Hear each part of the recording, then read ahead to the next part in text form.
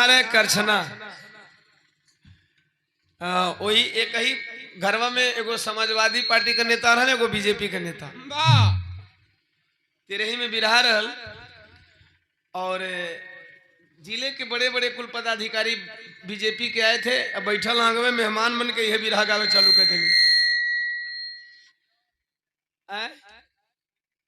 यह बिरहा गावे चालू कर लिए एगो नेता खड़ा होकर कि यही सब सुनाने के लिए हमको लाए हैं।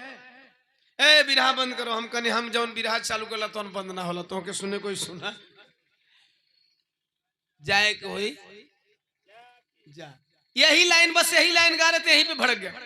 अच्छा इसमें ज्यादा कुछ है नहीं। मैंने क्या गाया था?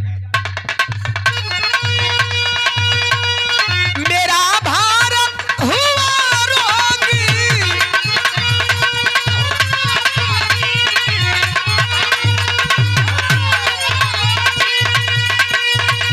अरे जातिवादी बीमारी से, जातिवादी बीमारी से, जातिवादी बीमारी से।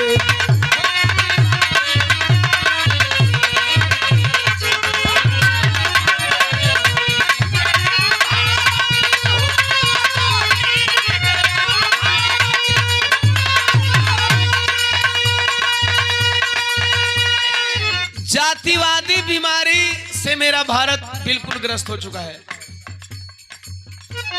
इस जातिवादी बीमारी में मना का कल जला, मानो को ना छुए, मानो धर्म शास्त्रों में वर्जित है।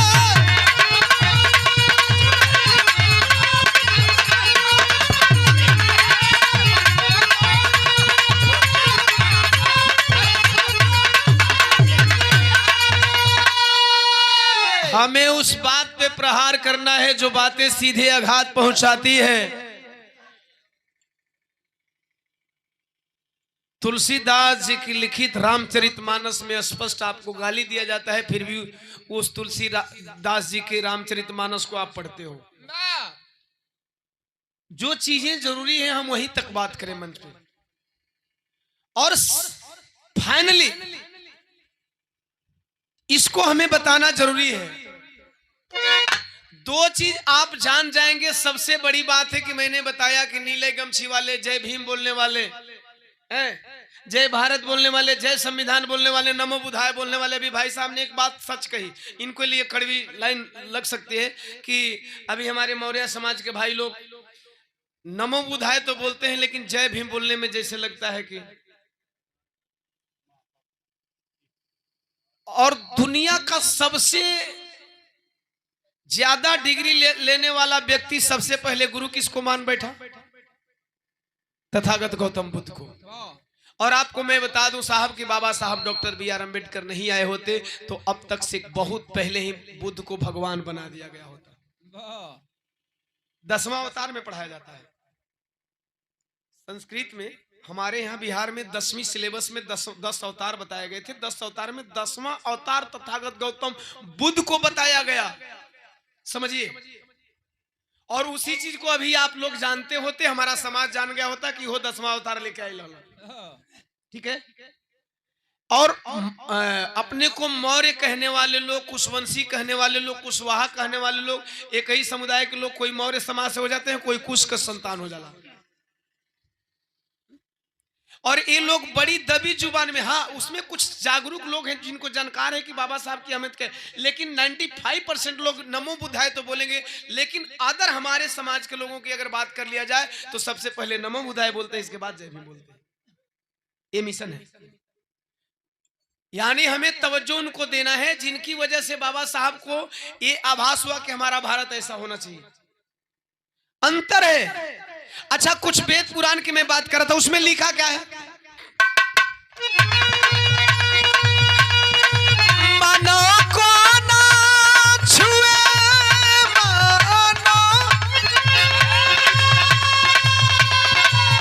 धर्म शास्त्रों में वर्जित है।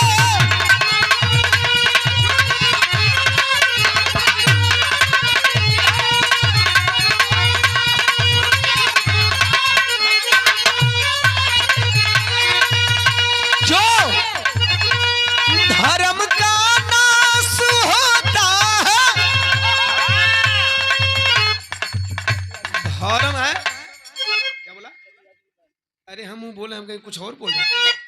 धर्म का नाश क्यों होता है? धर्म का नाश होता है जातिवादी बीमारी से।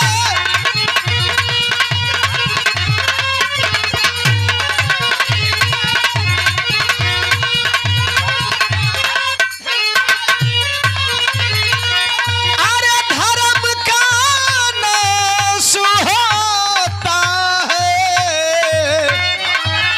अरे इस महामारी से, जातिवादी बीमारी से, हो जातिवादी बीमारी।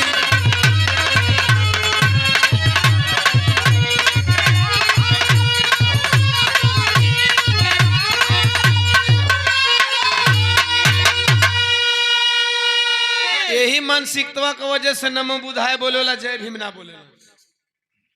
यानी आप बुद्ध को मानते हैं लेकिन आपके अंदर भी हीन भावना है, जबकि बुद्ध की विचारधारा है कि मुझे बुद्ध मत कहना, बुद्ध सब कोई है। जिसको ज्ञान की प्राप्ति हो गई, जो बुद्धिमान हो गया, जिसके पास बुद्धि है, ज्ञानी है, वो बुद्ध है ना। और आप नमो बुधाय कह के भी बाबा साहब का नाम लेने में डरते हो, जब तो इसका मतलब कि आपके पास खुद बुद्धि नहीं है। इसीलिए कभी कभी अच्छा कुछ वो लोग कहते हैं तो सही है, कहते नमो बुधाय कुछ न बुझाए। अगर नमो बुधाय के भी आपको नमो बुधाय कहने के बाद भी अगर जय भीम बोलने में शर्म आ रही तो आपको कुछ नहीं बुझा रहा है, कुछ नहीं बुझा रहा है। खैर ये चीजें मिशन की हो गई। बिरहा कैसन सुनम लोग, मिशनरी या जनरली मिशनरी वाला कुम्हवा लगा दी का उहे चाहते रहला ना। ओहो ये कहेला न, चल भाई लगा दे, लगाओ झटके पटके में, जैसे कि दिनों में बिरहा बा।